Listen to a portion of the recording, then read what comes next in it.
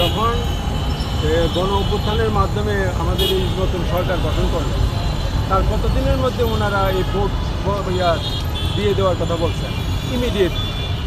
Immediately আপনি কীভাবে বুঝবেন যে আমাদের লোকরা কাজ করতে জানে না? এই জিনিসটা আপনার সরকার বুঝলো। আগের সরকার 15 বছর, তার আগে 53 বছর আমাদের দেশ শাসন করছে। তারা কি একবারও এটা ফিল করে না? তাহলে তারা এটা নিয়ে কথা কোনো বলেনি। সর্বপ্রথম আমাদের তাদের কাছে যাইতে হবে, তাদেরকে জবাবদিহি দিতে হবে কেন তারা এমন কোর্টটা দুর্বল করে রাখে। আপনারা গণ অভ্যুত্থানে হঠাৎ করে আসছেন, আর দেশটা দিয়ে দেবেন একটা দেশের কাছে বন্ধ, এবং এই সম্পত্তিটা তারা ইউজ করবে, এবং তারা ইচ্ছামতো পরবর্তীতে তারা চাইলে যে আমরা অনেক ইনভেস্ট করছি, আমাদেরকে আরও বাড়াতে হবে, এক্সটেনশন দিতে হবে, তখন এই দেশটা তাদের হয়ে।